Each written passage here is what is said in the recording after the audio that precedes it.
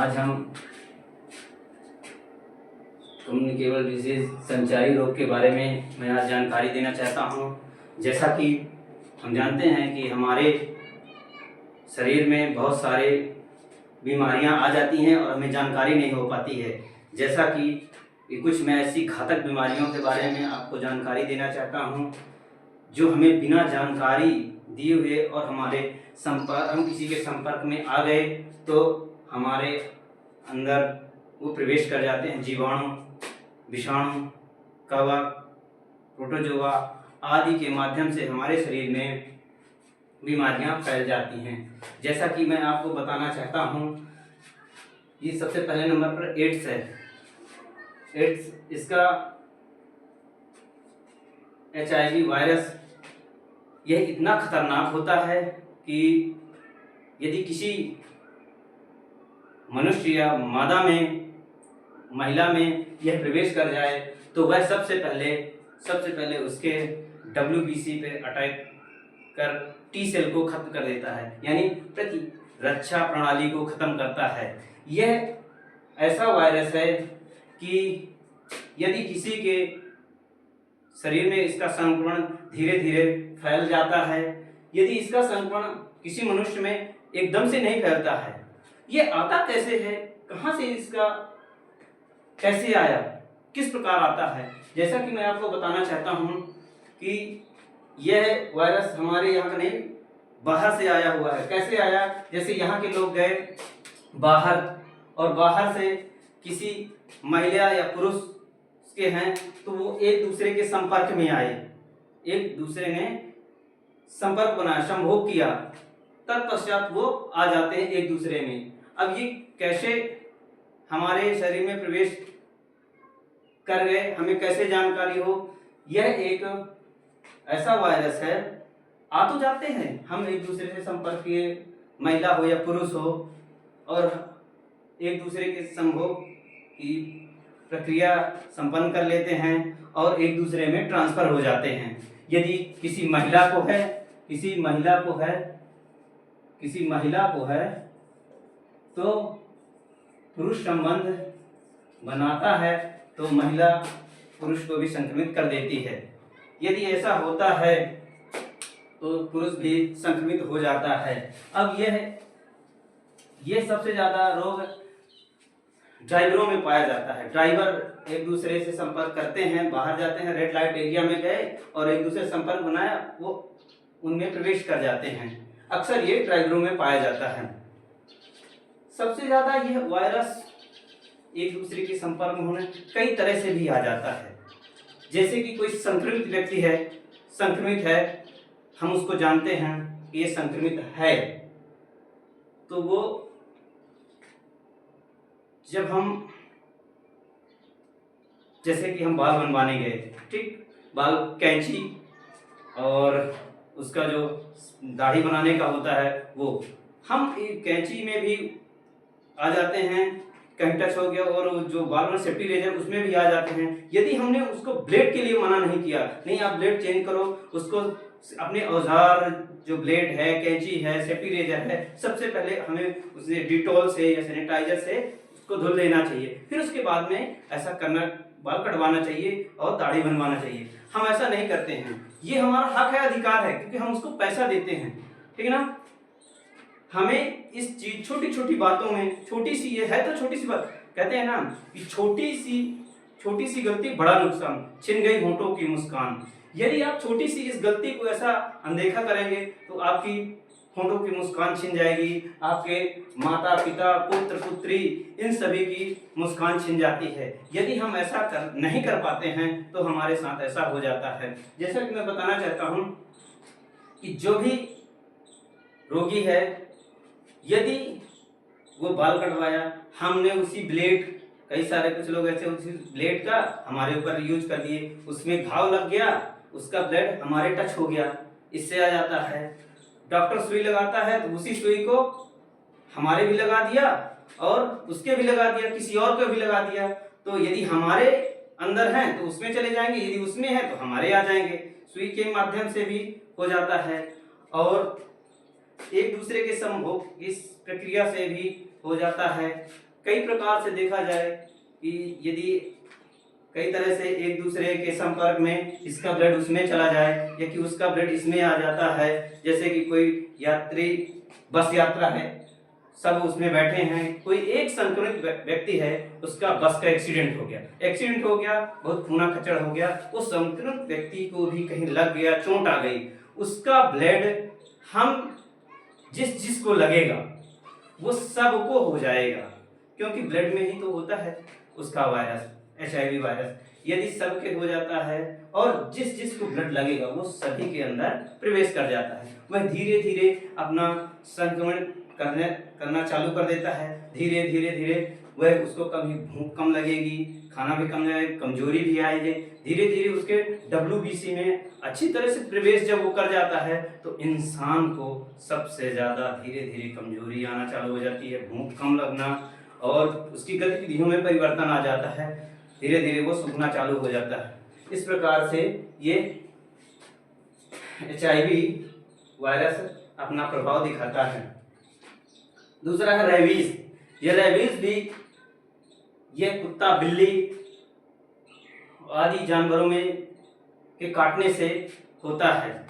यदि एक बार किसी व्यक्ति को कुत्ते ने काट लिया तो हमें उसका रेबीज वायरस हमें संक्रमित कर देता है। ये सबसे ज़्यादा संक्रमण जून, जुलाई, अगस्त में जब बारिश होती है सबसे ज़्यादा इसका संक्रमण सबसे ज़्यादा फैलता है। यदि ऐसा हो जाता है तो रेबीज रोग इतना खतरनाक, घातक होता है कि यदि किसी को हो गया तो उसका मरना तय हो जाता है, उसका मरना तय हो जाता है। इधर ध्यान दो, उसका मरना तय हो जाता है। और जैसा कि मैं बताना चाहता हूँ कि यदि किसी व्यक्ति को कुत्ते ने काटा, कुत्ते को रेबीज वायरस है, कुत्ता जब जिसको वायरस ऐसा हो जाता है तो वह कुत्ता सीधे उसका संपूर्ण उसके माइंड में सबसे ज्यादा उसका माइंड फेल कर देता है, सबसे ज्यादा उसके माइंड को फेल कर देता है।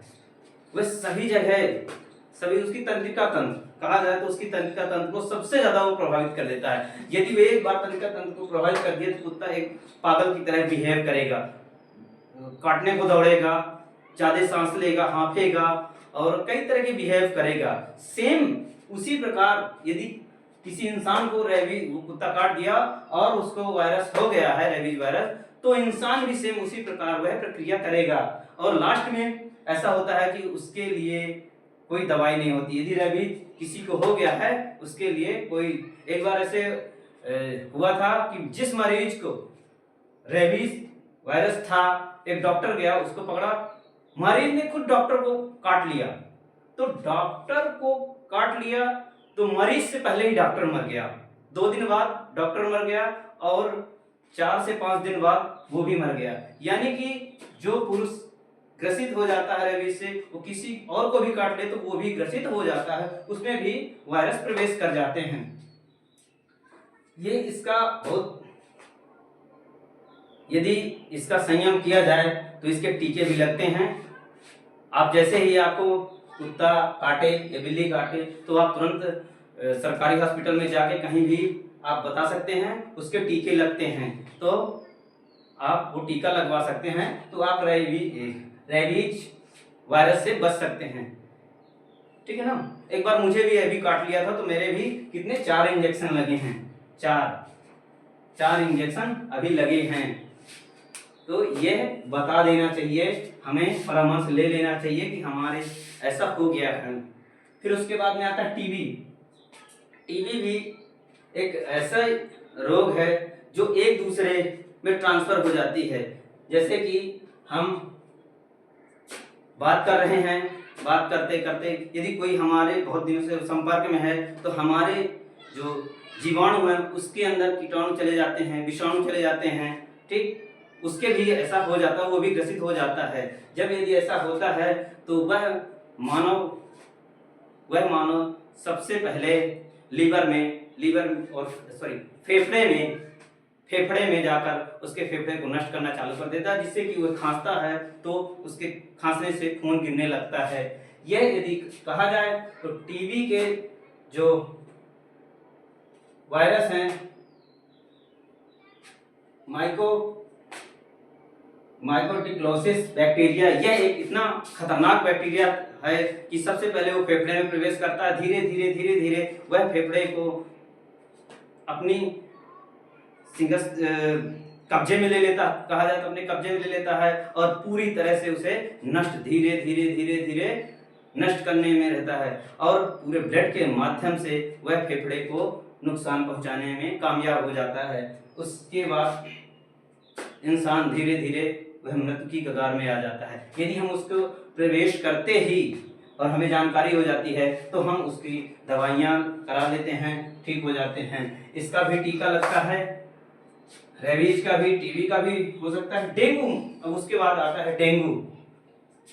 टीबी में क्या, धीरे धीरे इंसान सूखना चालू हो जाता है, उसको जैसे जानकारी हुई धीरे धीरे वह सूखना चालू हो जाता है और भूख कम लगती है, बहुत सारे ऐसे बिहेव होते हैं धीरे धीरे धीरे धीरे, और खांसता है तो खून गिरना चालू हो जाता है।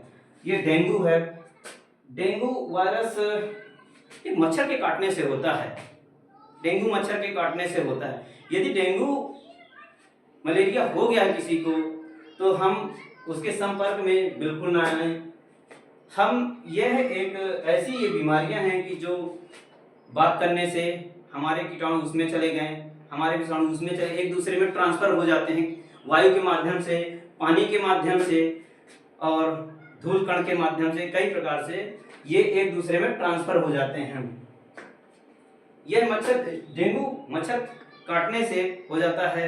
यदि हम उसके साथ, जैसे कोई डेंगू मरीज है, यदि हम उसके संपर्क में आ गए, उसके साथ का पानी पी लिए, उसके साथ हम खाना खा लिए, उसके साथ हम पानी पी लिए, एक दूसरे में जब एक दूसरे के समीप होके और बात करते हैं तो एक दूसरे के कीटाणु यहाँ से वहाँ पहुँच जाते हैं। ये पोलियो भी एक ऐसी बीमारी है जो पोलियो वायरस है। ये मानव के शरीर में प्रवेश कर जाता है और धीरे धीरे इसका जब प्रवेश होता है तो यह किसी भी अंग में पोलियो हो जाता है, वह अंग शून्य की स्थिति में कर देता है। कोई भी हो, उस अंग को शून्य की स्थिति में हो जाता है और हम विकलांग हो जाते हैं।